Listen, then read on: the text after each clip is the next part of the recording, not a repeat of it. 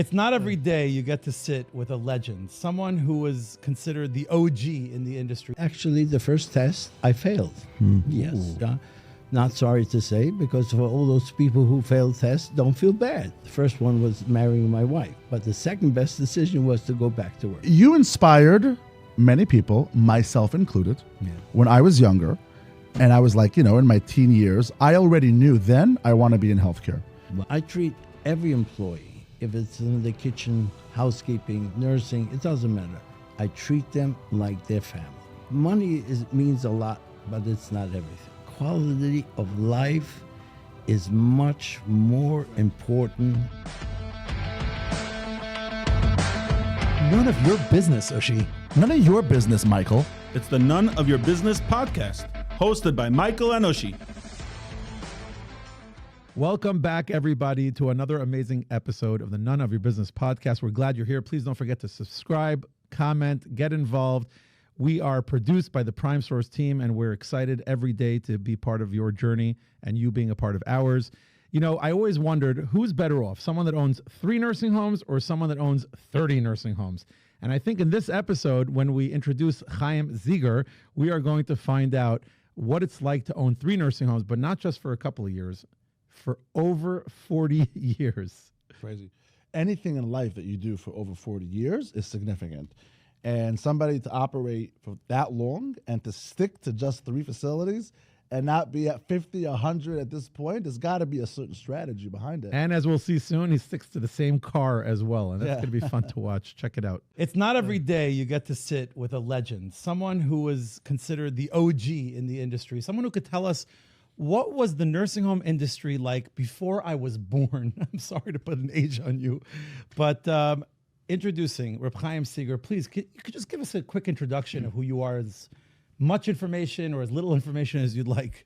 Okay, I started my job as a bookkeeper in the New Vanderbilt Nursing Home in 1974. Wow, that's Mr. Schoen. Yes, Mr. Shaw, Henry Shaw. Beautiful. No, his father-in-law was the owner, Mr. Heisler. Wow.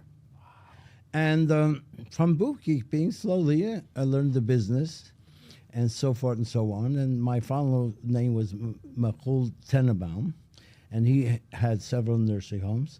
And the famous Michael Tenenbaum? Michael Tenenbaum, okay. right. And and actually, he saw something in me that I didn't know I have, to be an administrator.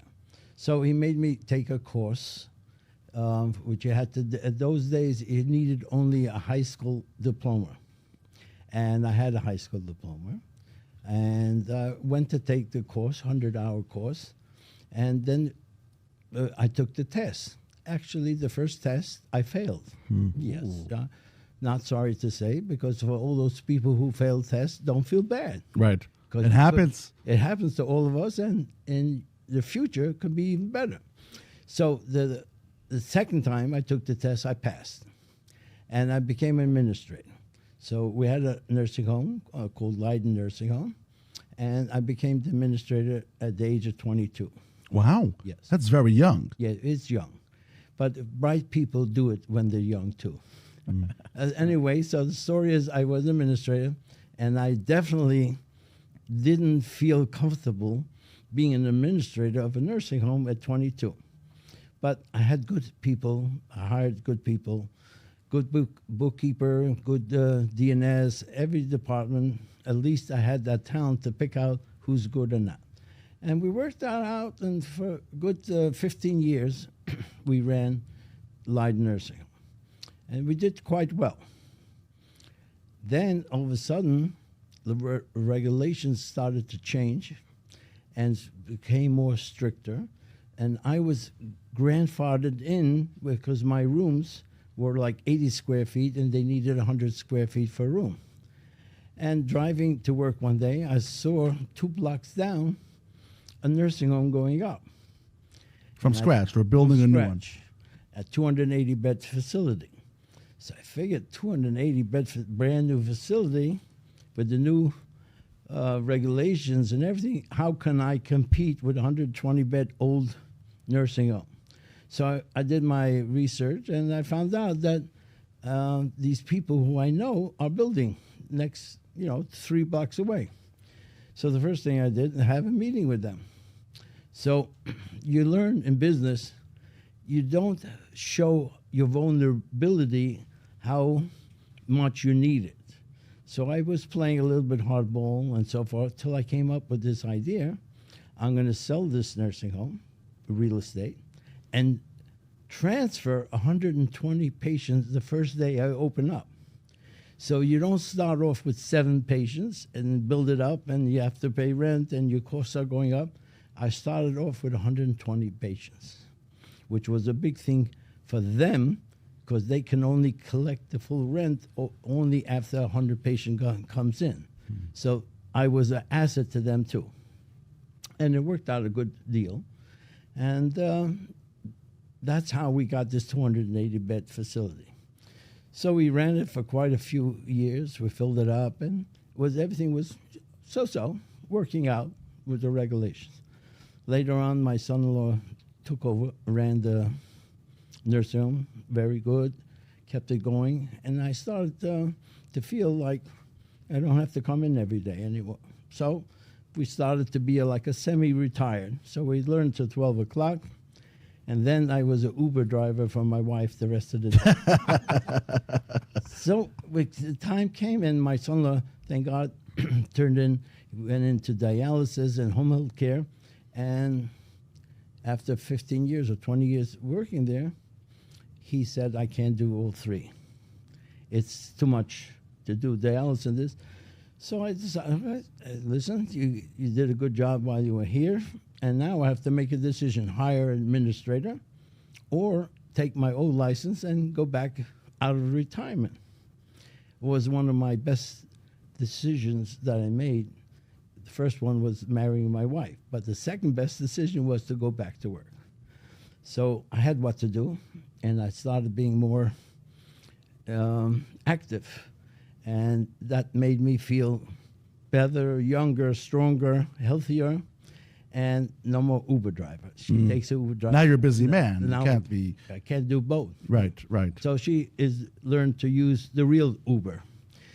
And slowly but surely, we built it up to a 5-star facility for the last 5 years, which is very hard. Anybody in the nursing home industry would know 5-star is really the top Yeah, especially in New York. in New York. And we're not talking about Google 5-star. We're talking about we're Department of talking Health about 5-star. Department of Health. Yes. So you have to have like 5 categories, at least 5, 4, and 5 and 4. So we did everything. Staffing, the survey was 0 deficiencies. And the first year was like a shock. You know, it's doing very good. So then we learned 5-star nursing home is not just your 5-star. Everybody wants to come to your nursing home. So my census went up drastically to a point of 280 beds. We did 270, 275, Wow. which was very good, extremely well. Then the insurance company, and you'll hardly find a nursing home in New York that the insurance goes down. They're all going up, more claims, more other problems. Thank God it worked out very well that the insurance company came down like with $50,000 a year. The next year, another 25, instead of going up. Wow. And the other nursing homes.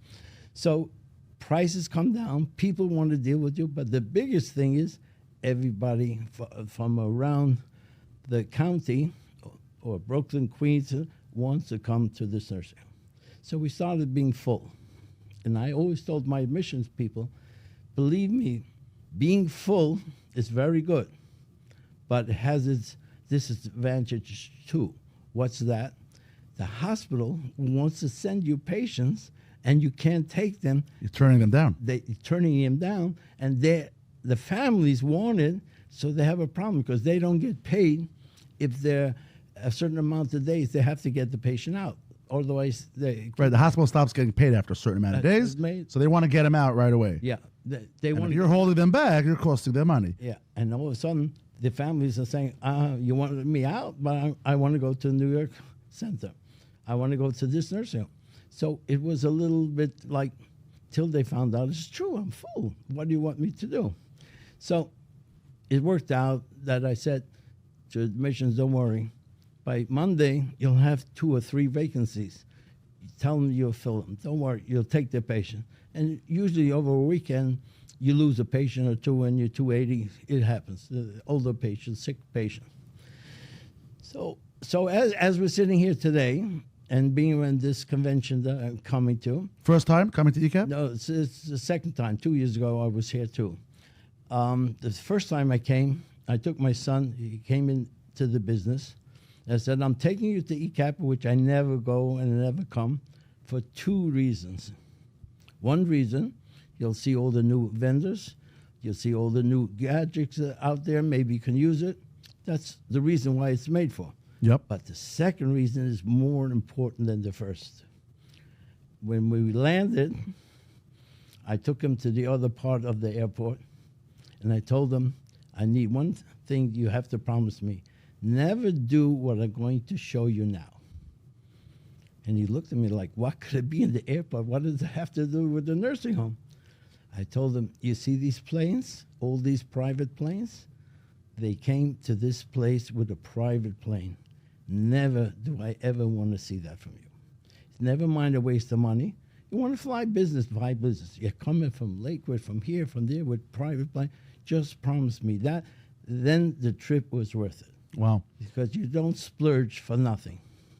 Waste of money. Waste of money. Ushy, your story matters. Let's talk is the slogan for our newest sponsor, the Serenity Center, which is a clinic for therapy and many other types of services that people need for mental health challenges. And I have to tell you that I did not want them to be a sponsor of ours until I tested them myself.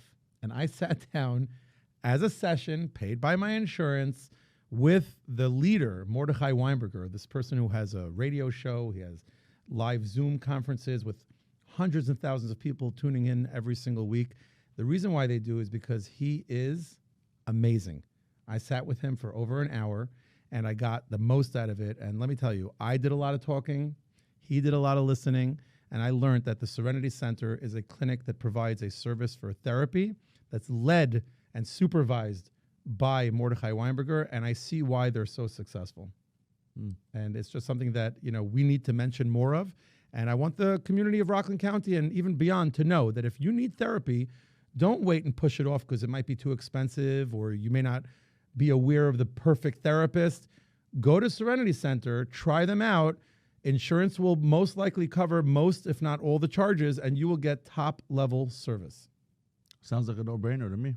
What else should you do with that money? Help other people with Yeah, it. you can give sukkahs. There's plenty of things to do than to fly for 2 hours with a private plane that you came with a private plane. So that message, thank God. You ever flew on a private plane? I flew Sandy.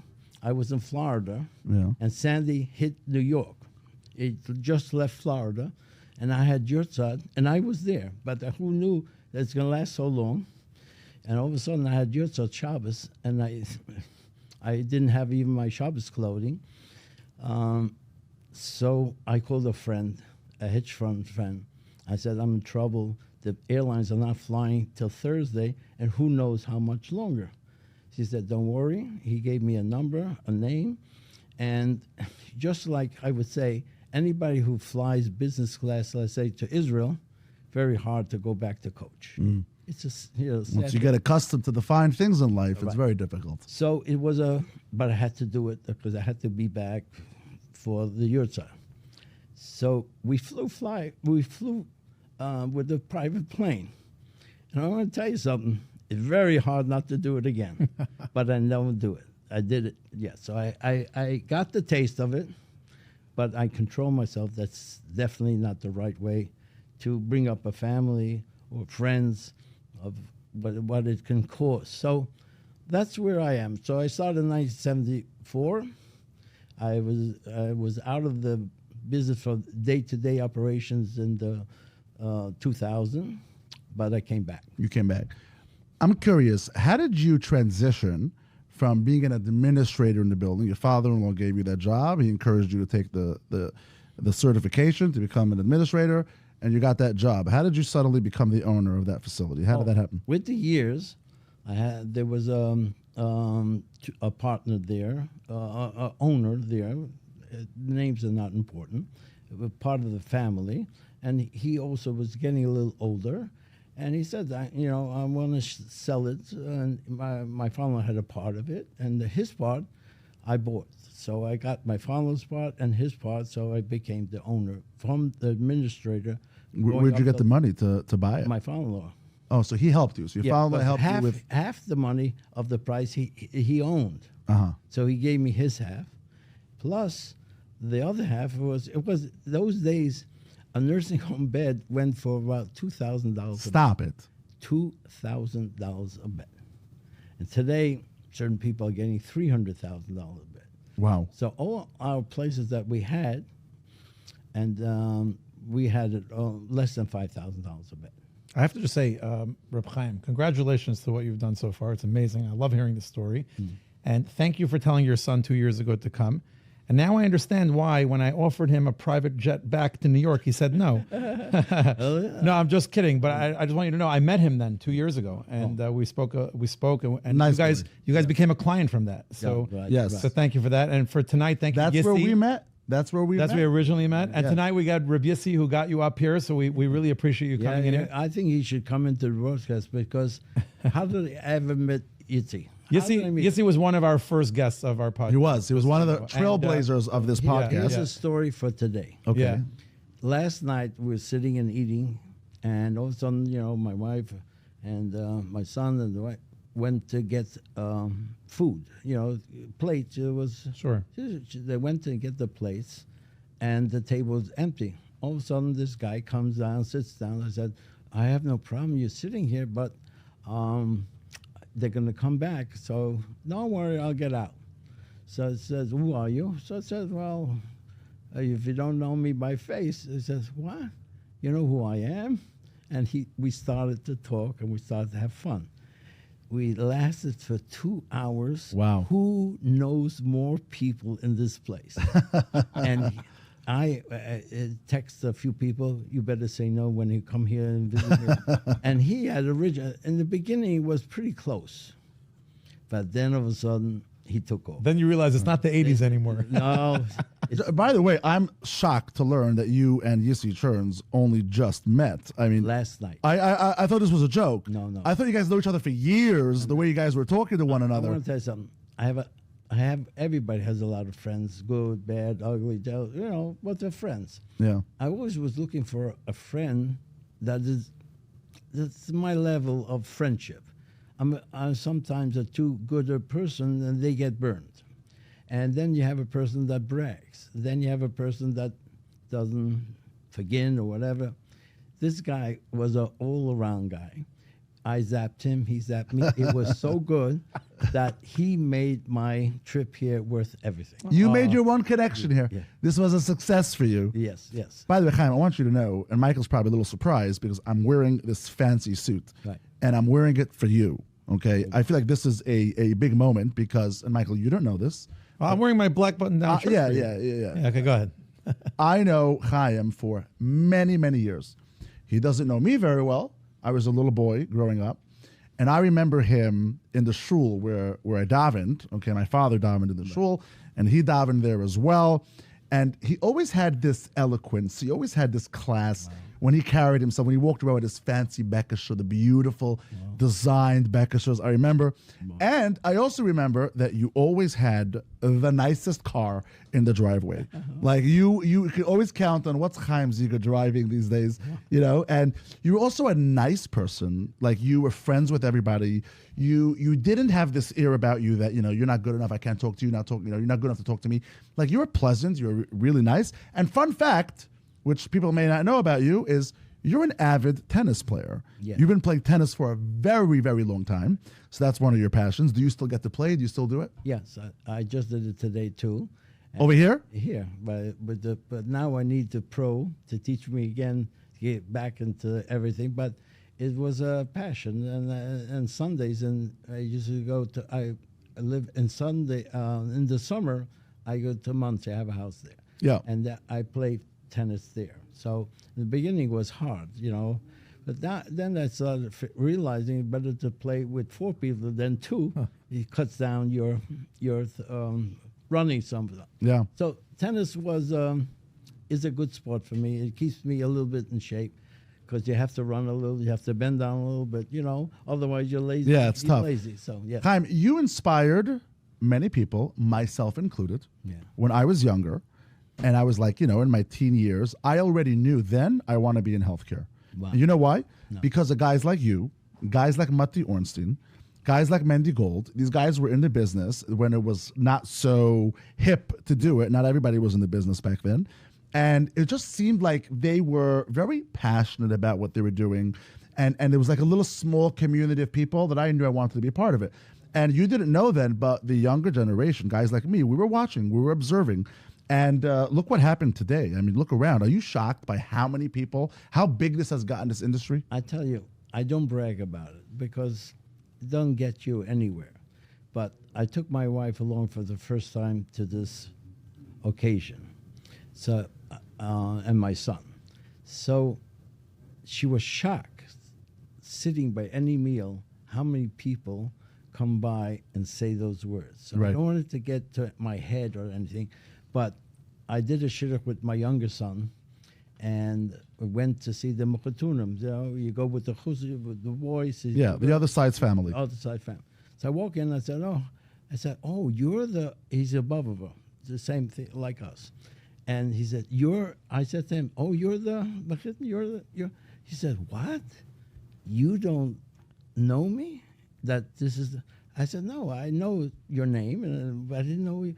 She said, whenever you pass me, you say your Chavez, you say hello, I was sure you know who I am. Like you were my friend. Because I feel, the same thing in the nursing home, I'll get to it. I feel being nice to somebody who's tall, short, fat, ugly, actually poor, rich, you're a human being. Right. And it doesn't cost to be nice. It doesn't cost you money. It doesn't. Even you could be a Galiziana, but Yeah. when it comes to this, be nice. Yeah, Hey, but good Chaim, morning. you're an anomaly in this way. I wish everybody was like that, but there are people who they get to a certain status in life and they just feel more distant from other people, and you're not one of those people. I'm very curious about this. You have been doing this for, 40 years, 50 years, a freaking long time you're doing this for. You have not expanded. Like, you're not somebody that owned 40 nursing homes, 70 nursing homes. And today you see that much more commonly where people don't stop. They don't go 4 or 5, then they go 10. They're never happy, it seems like. But you always stayed the course. I'll tell you the truth. Why haven't you done that? Why did you not go that direction? My motto is that when you're making enough and you're having a good family and you're having a normal life, you want to sleep at night, you don't want to have all this marber nechosa marber dangas, you have that. Like for instance, if I fly business class, I can't fly on 2 seats. If I eat with a gold fork, I can't eat with 2 gold forks. I am very happy to be a normal person. If it gets to you and you think you own the world, maybe I can give more tzedakah if I had more money. But I have a good life. Happy wife, happy life. Yeah. I have a happy family. All my children are, and they see it on me. Money means a lot, but it's not everything. Wow. So I'm very happy, and unfortunately, So this wasn't by design. This No. wasn't because you didn't feel like it was a good business proposition. No, You didn't want more. You were content with what you had, and your nursing homes were making money. Right. Right? There's a lot of people that have 50 nursing homes and they're not profitable. Well, today, right? but these Yeah. days but the truth is, having a lot of nursing homes, you're having a lot of inspections, you're having a lot of problems. Yeah, I get my problems, but they're manageable. I just wanted to have a better life than better money. Mm-hmm. It's maybe the wrong thing for certain people to understand, but I'm very happy. Yes, I have a nice car. Why? I figured everybody can splurge on everything. I don't splurge on nothing, only what I need. Just the car. I travel 50 minutes a day each way. I figured I want to have a nice, comfortable car. It was my crave since I was a small child. Yeah. What was your favorite car? right now it's a Range Rover. Yeah, everybody else's. Okay. Can I ask you a question? Yes, sure. I'm very curious about this. I'm sure a lot of people are very curious about this. But nursing homes, we know, they can make a good amount of money. They can lose a good amount of money as well. In your best year, in all your years that you operated, what was the most amount of money that your nursing home generated in profit, net profit, that you walked away with? In your best year. I'm not going to ask for your average throughout your career. I'm not going to ask last year. Your best year, what did you make in your best year in one nursing home, the one nursing home you have in Brooklyn? No, you mean in Queens? In Queens, yeah. Well, I'll tell you the truth. I would love to tell you, but I don't think, first of all, today's time, Yeah. the ones who went in the last 10 years. No, not today's times. And told me in the last 25, 30 No. years. What's the cap? What could a nursing home make if it really is doing well? You're running a tight ship. Well, You have a full bed, full patients, full everything. It can go anyway. It depends how you run it. Okay. You can run it to the ground too. Yeah. I mean, full. We've seen you those. run it well, and first of all, patient care has to be number one. Spend all your money on patient care. Like this, the family's happy. The lawsuits are less. They don't have what to complain. Staffing. I have a motto also in the nursing home, and I feel it's so right. I wish everybody would do it. I treat every employee, if it's in the kitchen, housekeeping, nursing, it doesn't matter. What religion, what race, it doesn't matter.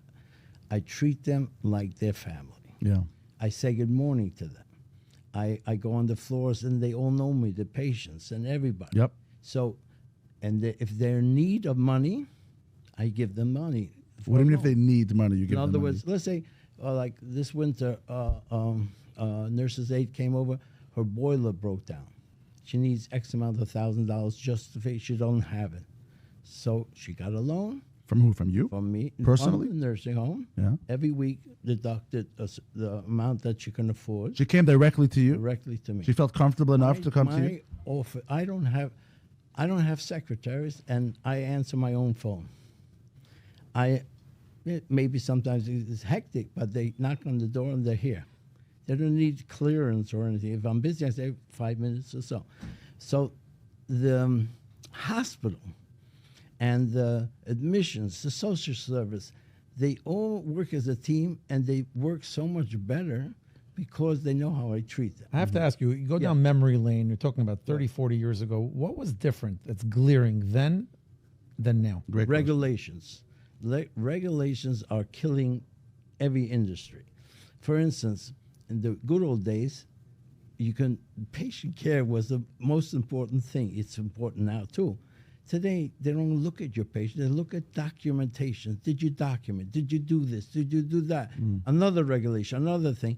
It's almost impossible to do both. Right. You only have X amount of time a day, to do things. So if you are good to people, they work extra to get that way much better. The families, first of all, a nursing home should not have an odor. We specialize in there's accidents that happen from time to time, but they clean it right away up. Accident meaning a patient's. So there's no odor on the floor. So when a visitor comes to see which nursing home to go, they say, there's a stench, there's a smell. Here, it smells good. What's your secret of keeping it smelling good? We have a few floors that are sicker patients. We have, like, you ever been in the Waldorf in Israel? Sure. You walk in, you have a smell. We have a machine that Sure, built into the system. built into the system gives you a fresh smell. Nice. Yeah. But that also can cover up a smell. So what are you doing? Right. It doesn't besides- eliminate the smell. Right. It masks the smell. We train the staff, and there are times that there's a problem. Yeah. But we train the staff that when it comes into a situation, you know something's wrong in this room, you got to clean it up right away. Don't let it stay long. Don't let it go out throughout the building. So it helps a lot. And it has proven that it's worth. To be a 5-star nursing home for 5 years is not an easy task today. They want you to have staffing ratio of 3.5, whatever it is, and it's very hard because people don't want to do this type of job anymore. Right. And during COVID, don't ask. We were suffering during COVID a lot because they made us take in COVID patients forget, I'm not mentioning the governor's name, whoever it was, but they made us take in, or you're going to lose your license. We were trying to keep COVID out. Right. So- That governor has since denied those allegations, by the way. Whatever. I just want to mention He might that. be running for mayor, so I'm going to be quiet about it. We may still need him You one day. might still need him. You don't want to cut your bridges. But anyway, the point is, so it took a toll. It took about 45% of the patients were out, finished. So it was really a losing proposition. I would say that one of the few real good things that President Biden did for the nursing homes industry. I'm curious to hear what this is going to It be. was, I forgot the initials again. Don't get me wrong. He gave a lot of money, PPI, to make sure you stay in business to overcome this percentage that you lost. Right. So those were one of the few things that I would say Hashem gave us Biden for a few years to able to rebuild our business and keep it flowing. It continued very well. So that's one of the pluses. You don't know when it comes and when it goes. Yeah. It's the PPP loans. You're Yeah, talking about, right? yeah. But then they gave us loans that are not repayable. Yeah. Not loans. They gave us money. Forgivable loans. Yeah, forgivable. Do you know what TikTok is? What? TikTok. Yes, I heard about it. You heard about it? I heard about that. They want to discontinue it, spying and So all. you heard about the politics behind it, but do you know what it is? Have you ever used it? Have you ever I gone don't onto use TikTok? it, but I know about it. Okay. It's like an app, like Instagram or one of those. So there's people that become famous on TikTok. They do a lot of good content, and a lot of people tune in to watch them, and they sign up to subscribe for their channels, and they get paid for it eventually, right? Right. So there's a very famous influencer, a very famous guy on TikTok, and he always puts out a lot of content, but he has his one theme. This is what he normally does. He goes over to successful people, people who are not just successful at a young age, people that are older and have had a lot of success and have seen a lot of things. And his motto is he believes that people that became successful for a long time, at one point in their life, they weren't successful. Nobody is able to have success for an extended period of time. There's ups, there's downs. So he walks around to people that look like they're successful and they're older. And he asks them, have you ever been broke before? And what did you do when you were broke? How did you get out of that? What did you tell yourself at the time? What did you do? I want to ask you that question, Chaim. Yeah. Have you ever been broke before? Have you ever had no money? You were in debt. You owed people money. Have you ever been in that situation in your life? Honestly, I had never been broke, but I had been in a lower echelon. Let's say I wouldn't go on trips, or I saw the money's not coming the same way like it was. So you tightened your belt. I tightened everything. I lived normal, but I tightened everything. One area I said I'm not tightening, and that was tzedakah. I didn't have so much money, but I had to continue this because I knew this is going to turn around one day, and this is what's going to help me. And I really put it for that reason. Hashem turned me around, but Wow. I did have my ups and downs. Yes, a lot. That's a beautiful message, by the way, and I appreciate it. We so appreciate you coming on here, by the way, especially at, no one really knows this, No one knows 11 what- o'clock at night. People think it's like in the middle of the day right now. We're doing this podcast. They don't Only realize. someone that plays tennis on a daily Yeah. basis. And This come is here at 11 after o'clock at night. hours. Keep going. What time do you usually go to bed at night? What time do you usually go to sleep? Around 11. Yeah, okay. Hello? Okay, so we'll let you go in a minute. Pretty But reasonable. Before I let you go, again, you've been through so much, and you're giving us such great insight, and I really appreciate it. Yeah. There are so many young people going into the industry. We're learning about this Right, now, right? So right. if you can go back to your younger self, what would you tell yourself? What to look out for? Something that, I wish I would have If I would start now, Yeah, Yes. knowing what you know now. This is going to be your final I quote. tell you, knowing what I know now and seeing what's happening with the young generation going into the business, paying so much money, I am saying right now I would never do that. Never do that, because Medicaid, Medicare, privates, forget about HMOs. At a snap of the finger, things change overnight. All of a sudden, the governor decides, I'm running out of money. I need to give it to the immigrants. I don't care what the reason is. Yeah. And all of a sudden, they cut your rate. So you can suffer for a while. But if it doesn't get back and you don't try to do it, Yeah. they want you to do everything right. So my advice for the young generation, don't jump in when you don't know what you're going to go into. And don't go wild. Unfortunately, I have friends that they went in and they bought 25 nursing homes in Florida. They all lost the money after 2 years. Not every governor, not every state has the same reimbursement system. And if a state is starting to hurt or sees something going wrong, they just cut you down. Yeah. So, if anything turns bad, Yeah. you have less, you survive. Yeah.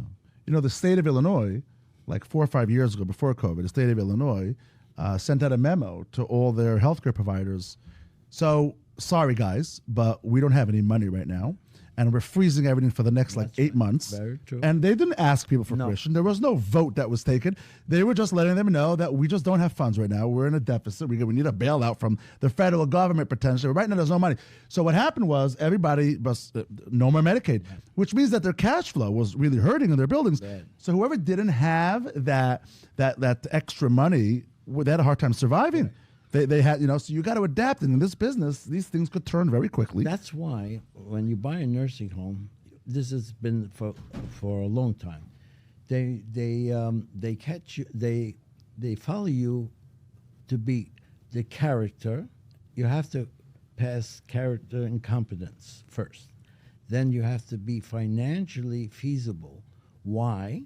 Because if a bad day comes or Medicare check don't come for 2 months, Yep. they need you to have your backing and you're doing. So imagine you have 25 nursing homes, you got approved, you had partners, whatever, and things turn bad, whew, you're out.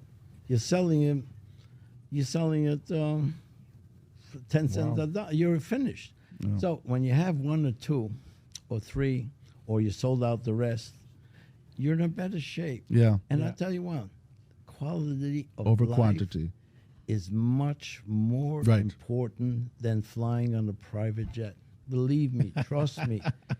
If anything I teach my children. Let them go one time in a private jet. Yeah, okay. One time, let them. Just to get a little taste of what it's like. Right. I want to say, people who don't pass this along, and they think, money is everything. Right.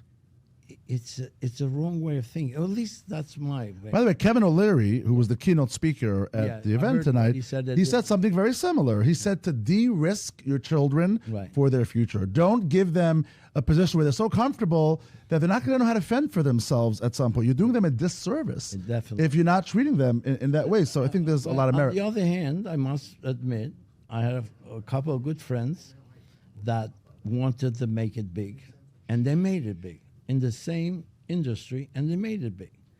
But if you think I'm jealous of them for 1 minute, you are wrong. Yeah. Because I know what it means.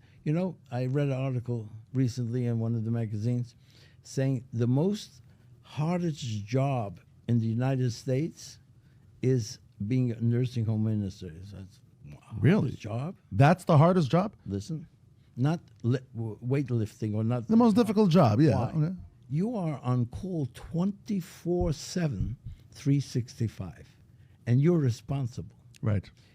If something goes wrong, if I don't have good people there calling the fire department, my chair used to say this years ago, if there's a fire, you call the fire department. If there's a leak, you call the plumbing, so forth and so forth.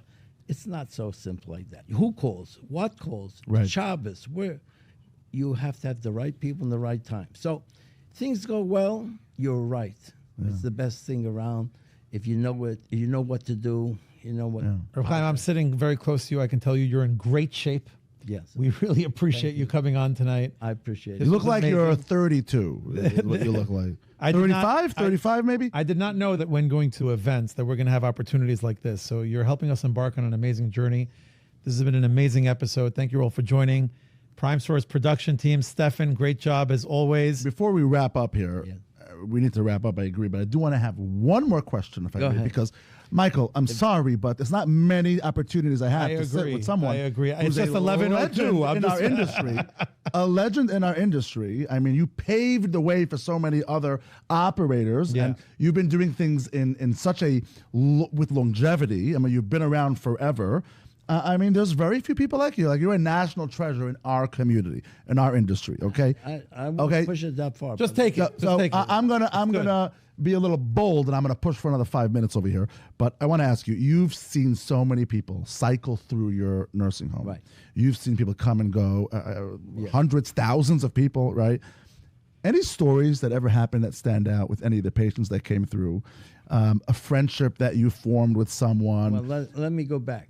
In the early 1974s and 80s and that, when a patient got sick and went to the hospital, guess who visited the patient? The administrator, the nurse. We went lunchtime to the local hospital where they went, and it was family oriented. It was patient care. Wow. Patient comes in through the door, welcome back. We're losing that. No, you're losing that by a lot. but- Today, they're like going to their bookkeeper. Like you keep Right. saying the word bookkeeper. It Right. doesn't go unnoticed. Right. And we're down a patient over here. Like, that's what they're thinking about. Right. But you were actually going out to go visit that patient like they were like Right. part of your family. It was part of the family. There's no time. The hospital don't even want you to come. It's just a different world. Yeah. But I want to tell you, I have my son coming into business. He makes the rounds. If he doesn't visit certain patients every day, they say, "Where's Moshe? Where's Moshe?" You know, we're trying to bring back that.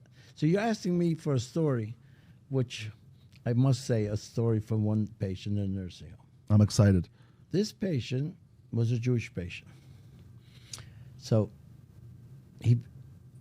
before he passed away, we worked very strong with him that he had signed to be cremated. And we worked very hard that he should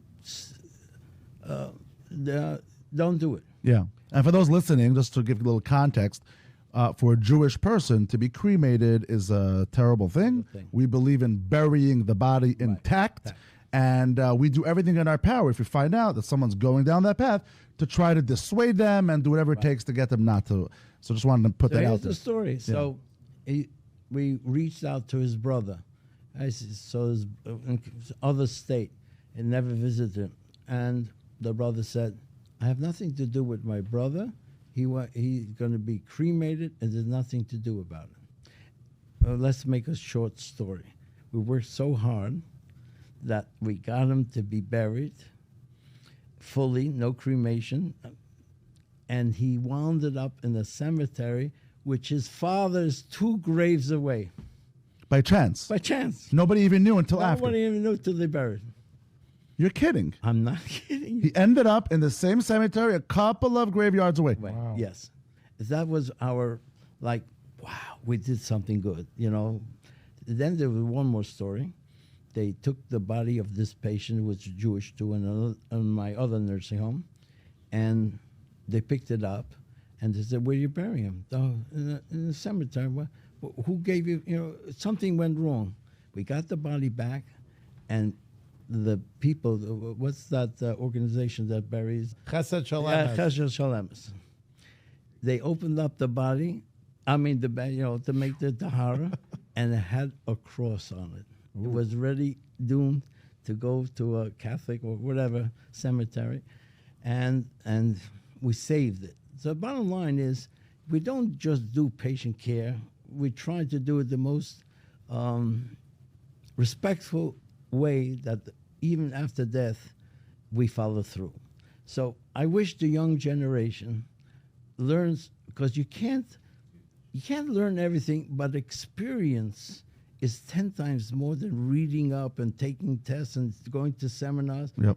Experience. If they would just listen from experience, what makes it, what breaks it, what makes a 5-star nursing home, and we hope to continue. Things are getting harder and harder.